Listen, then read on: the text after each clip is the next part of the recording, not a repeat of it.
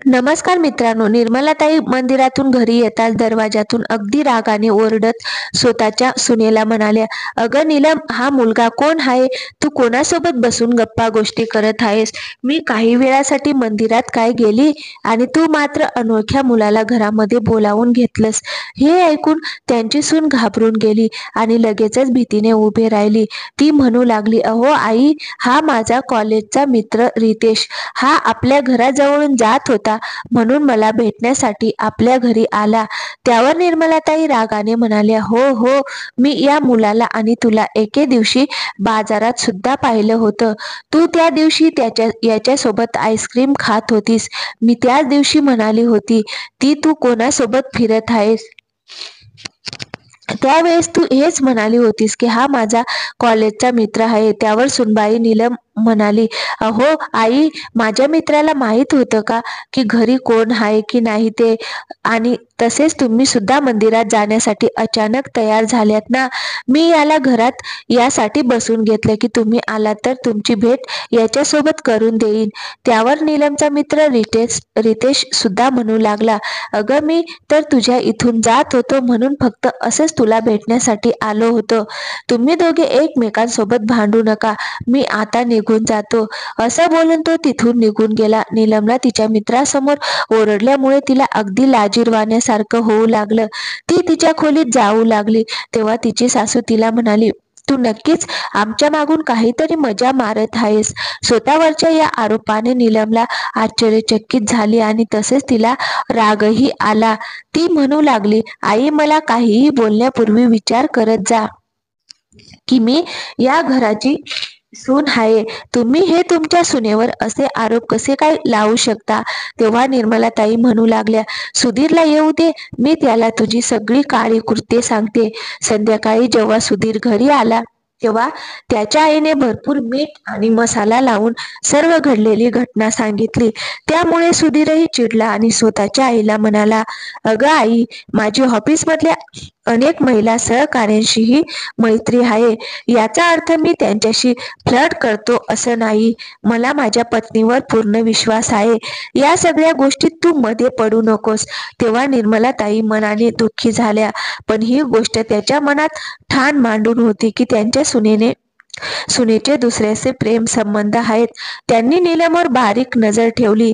ती फोनवर कोणाशी बोलली तरी त्या तिच्या समोर टक लावून बसायच्या.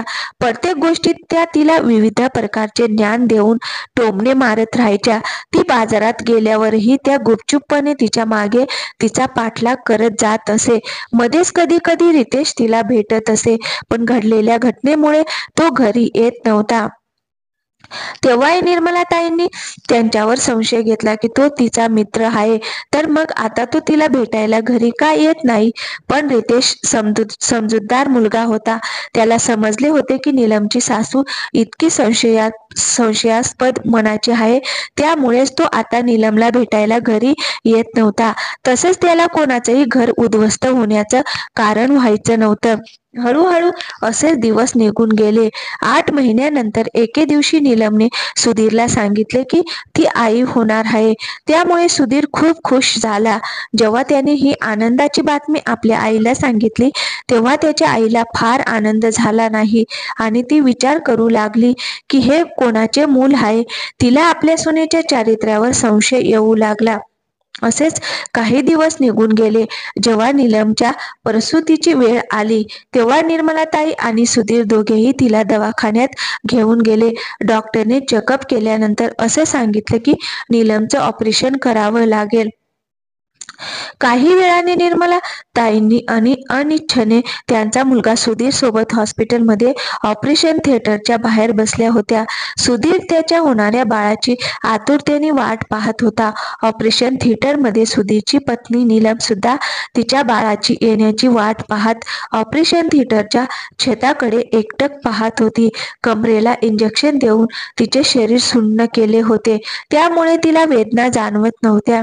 अल्पावधीतच तिने ऑपरेशनद्वारे एका गोंडस मुलाला जन्म दिला.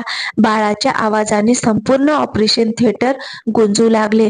नर्स नीलमला म्हणाली, "अभिनंदन, तुला मुलगा झाला आहे." तिच्या डोळ्यात अश्रू तरळले. तिला अजिबात वेदना होत नव्हती, पण तिला माहीत होते की जेव्हा इंजेक्शनचा परिणाम कमी होईल तेव्हा तिला भयानक वेदना जाणवतील. पण ती आपल्या लहान मुलासाठी हसतमुखाने सर्व वेदना सहन करण्यास तयार होती. काही वेळाने तिला खोलीत हलवण्यात आले, पण सासू खोलीत आल्यावर ती रागाने बाळाकडे बघत म्हणाली, हे बघ नीलम, हा मुलगा सुधीर सारखा दिसत नाही. याचा चेहरा वेगळा दिसत आहे. तुझ्या चारित्र्यावर मला आधीच संशय होता बघ. आधी तुझ्या मुलाची DNA चाचणी करून घे, त्यानंतरच तुला घरी येऊ दिले जाईल. हे ऐकून नीलमला आश्चर्य वाटले. तेवढ्यात सुधीरही चहा घेऊन खोलीत आला. आईचे म्हणणे ऐकून तो रागाने म्हणाला, आई, तुझा राग अजून कमी झाला नाही का? अगं, माझ्या बायकोवर पूर्ण विश्वास आहे. तू हे सगळं का बोलत आहेस? त्यावर निर्मलाताई रागाने बोलू लागल्या, अरे बेटा, तुला माहित नाही का? मी इला त्या रितेश सोबत अनेकदा बाहेर फिरताना पाहिले आहे.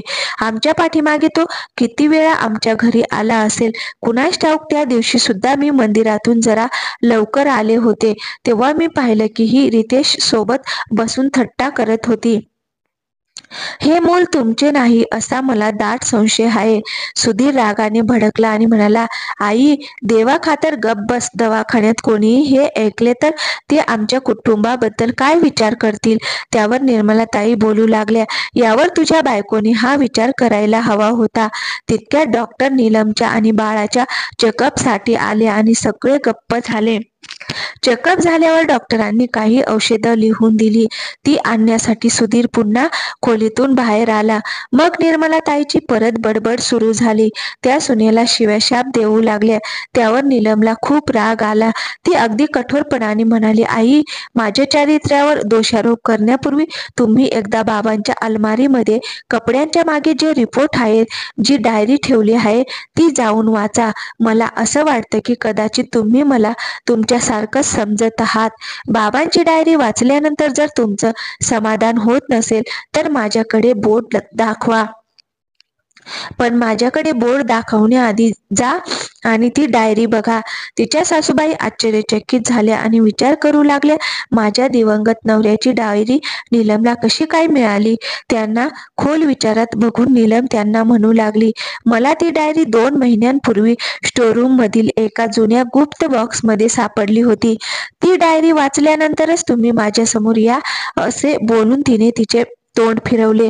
आता निर्मलाताई घरी जाण्यासाठी घाई करू लागल्या. सुधीर खोलीत आल्यावर निर्मलाताई लगेचच घरी निघून आल्या.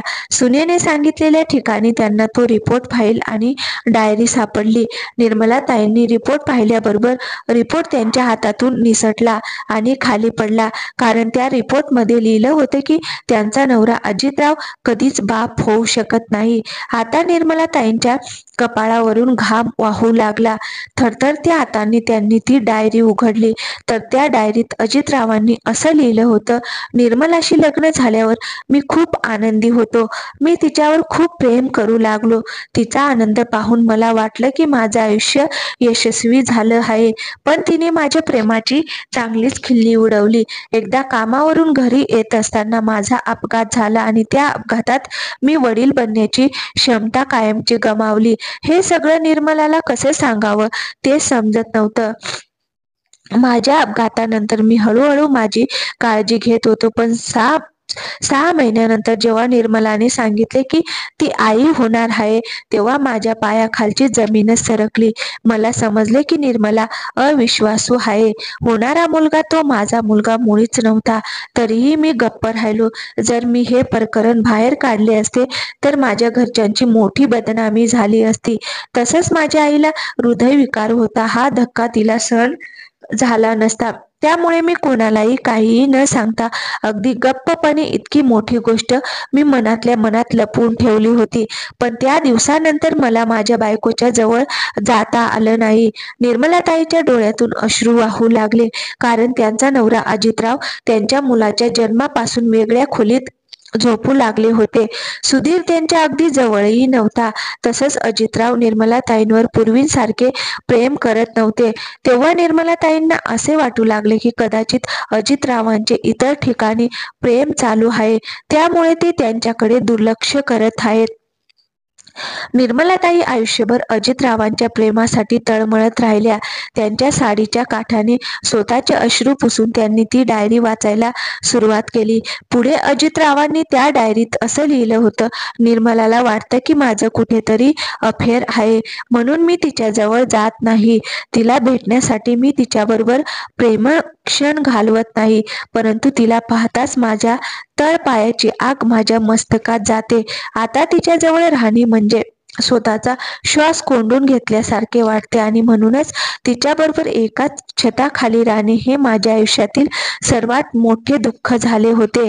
निर्मलाताई ती डायरी बंद करून तिथेच खाली जमिनीवर पडले आणि जोरजोरात ढसाढसा रडू लागले. त्यांच्या एका चुकीमुळे त्यांनी त्यांच्या आयुष्यातील खरे प्रेम गमावले. निर्मलाताई त्यांच्या आठवणीत रमल्या होत्या. एकदा त्या त्यांच्या आईवडिलांच्या घरी जात असताना त्यांना बाजारात त्यांचा जुना प्रियकर भेटला. मग तो निर्मलाताईंना आपल्या बोलण्यात अडकवून हॉटेलमध्ये घेऊन गेला आणि त्या दोघांनीही मर्यादेची रेषा ओलांडली.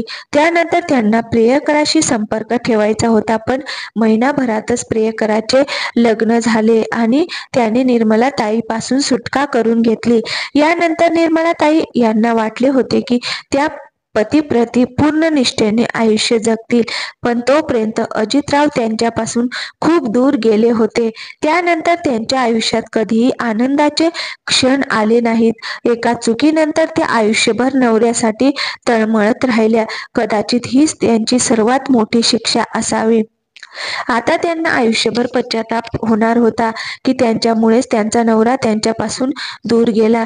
त्या आपल्या सुनेच्या चारित्र्यावर संशय घेत होत्या, पण त्या मात्र स्वतःच्या चारित्र्यावर घसरल्या होत्या. आता त्यांना त्यांच्या सुनेशी डोळ्यात डोळे घालून पाहणे शक्य नव्हते. 5 दिवसांनी जेव्हा नीलमला डिस्चार्ज मिळाला आणि ती हॉस्पिटलमधून घरी आली, तेव्हा तिच्यासोबत उभा असलेला सुधीर आश्चर्यचकित झाला, कारण त्याची आई आरती घेऊन घराच्या दरवाजात उभी होती. त्या दिवसापासून सुनेला दोष देणे सोडा, तिच्याशी डोळ्यात डोळे घालून पाहणे सुद्धा जमले नाही. सुधीरला स्वतःच्या आईच्या परिवर्तनाचे कारण समजले नाही. त्याला नुसतेच आश्चर्य वाटत राहिले की आपली आई अचानक एवढी कशी बदलली. पण ज्या दिवसापासून निर्मलाताईंना हे कळले की सुनेला त्यांच्याबद्दलचे संपूर्ण सत्य माहीत झाले आहे, तेव्हापासून त्यांना नजरेत नजर घालून पाहणे सुद्धा शक्य नव्हते. मग त्या सुनेवर कसं काय छळ करू शकत होत्या? आता जोपर्यंत त्या श्वास घेत होत्या तोपर्यंत त्यांना प्रत्येक क्षणी पश्चातापाच्या आगीत जळावं लागत होतं, कारण त्यांच्या एका चुकीमुळे त्यांचा आयुष्यभराचा आनंद नष्ट झाला होता. तर मित्रांनो, दुसऱ्यांवर बोट ठेवण्याआधी स्वतः कसे आहात ते पाहणे खूप गरजेचं असते. ते म्हणतात ना, जर एक बोट तुम्ही दुसऱ्याला दाखवत असाल तर 4 बोटं तुमच्याकडे असतात. ते खरंच आहे. जर नीलमने तिच्या सासूला खरे सत्य सांगितले नसते तर त्यांना स्वतःची चूक कळालीच नसती. पण आता खरी सत्यता कळून सुद्धा काहीच उपयोग होणार नव्हता, कारण त्या गोष्टीत आता खूप उशीर झाला होता. आशा करते तुम्हाला आजची गोष्ट नक्कीच आवडली असेल. अशाच नवनवीन गोष्टी ऐकण्यासाठी आमच्या चॅनलला लाईक, शेअर आणि सबस्क्राईब करायला विसरू नका. परत भेटू अशाच एका नवीन कथेसोबत. तोपर्यंत काळजी घ्या. थँक्यू. धन्यवाद.